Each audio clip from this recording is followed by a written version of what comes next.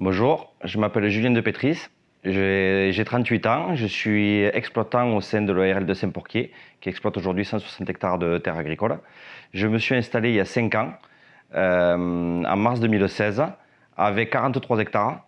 Je produis essentiellement du blé. Donc la première année, en 2016, j'ai produit 5 hectares de blé, que j'ai transformé la totalité en farine alimentaire, destinée à la boulangerie, mais aussi bien aux particuliers en sacs de 1 et 5 kg.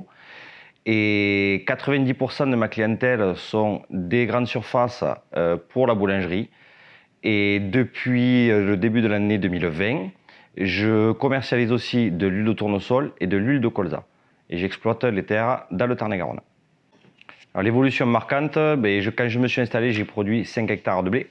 Aujourd'hui, j'en sème 60 hectares. La totalité est transformée en farine. Il n'y a aucune vente de blé. L'évolution marquante, ça a été le Covid, qui a fait connaître auprès de la grande surface, mais notamment des clients particuliers, la société et la farine. Et grâce à ça, beaucoup de grandes surfaces se sont manifestées pendant le premier confinement, mais les grandes surfaces ont joué le jeu et ils ont continué. Donc ça a duré tout l'été. Le deuxième confinement est arrivé, qui était loin d'être comme le premier, mais l'évolution du volume de farine est là. Et que ce soit sur la farine ou sur l'huile, parce que les clients aujourd'hui recherchent du local, et le fait qu'il y ait eu le Covid, ça a accentué les choses. Quand je me suis installé, ce que je souhaitais, c'était ne pas travailler beaucoup avec les coopératives, parce qu'aujourd'hui, le prix des coopératives, ce sont des cours mondiaux, donc on n'a pas la main dessus. Les cours, ils sont tels qu'ils sont, et aujourd'hui, ils sont plutôt tirés vers le bas que vers le haut. Donc un agriculteur a du mal à gagner sa vie. Donc moi, je me suis installé dans l'idée de transformer un produit pour le revaloriser, et aujourd'hui je suis gagnant, j'ai fait le bon choix, et ça me donne envie de continuer à produire d'autres produits transformés pour revaloriser et mieux gagner ma vie. Les enseignements que j'ai retenus, c'est qu'aujourd'hui il faut pouvoir répondre à la demande. Quand il y a eu le premier confinement, on n'était pas prêt pour pouvoir répondre à la commande. Donc du coup, on a fait les investissements nécessaires pour pouvoir conditionner plus vite et pouvoir répondre à l'offre qu'il y avait. Et aujourd'hui, il faut surtout avoir de la réactivité. Des fois, il faut se poser des questions, mais pas trop. Et surtout pouvoir être là sur les marchés, parce que du coup, la Covid m'a fait connaître.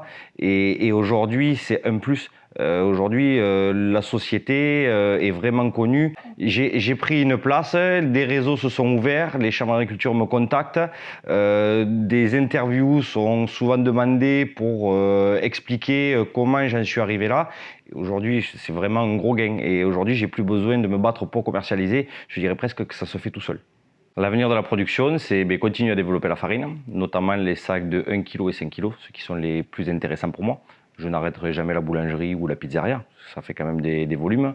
Mais l'avenir, je le vois que je produis d'autres cultures, pour l'instant je ne fais rien avec, que je vends en culture brute.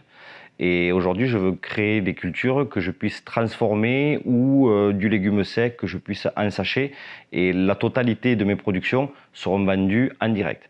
Alors, en direct, ou par le biais de la grande surface ou des magasins de produits locaux, ou aussi, dans un futur proche, je l'espère, quand j'aurai fidélisé une clientèle, de créer mon propre magasin où les gens pourront venir acheter directement sur un site de la ferme.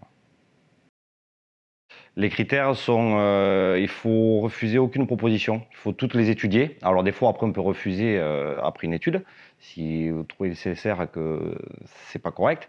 Mais il faut pas dire non de but en blanc. Il faut jouer un peu sur tous les marchés. Et il faut se développer et pas avoir peur des fois de foncer, en faisant bien sûr attention à ce qu'on fait quand même. Et essayer de tout développer, transformer, et surtout pouvoir se reposer sur une personne de confiance pour pouvoir calculer si vraiment c'est nécessaire de pouvoir le faire ou pas, et d'être visible, que ce soit sur les réseaux sociaux. Une page Facebook, ça coûte rien du tout, donc qui rapporte énormément. Les sites internet, il faut être visible sur internet, il faut être disponible, il faut faire tout ça.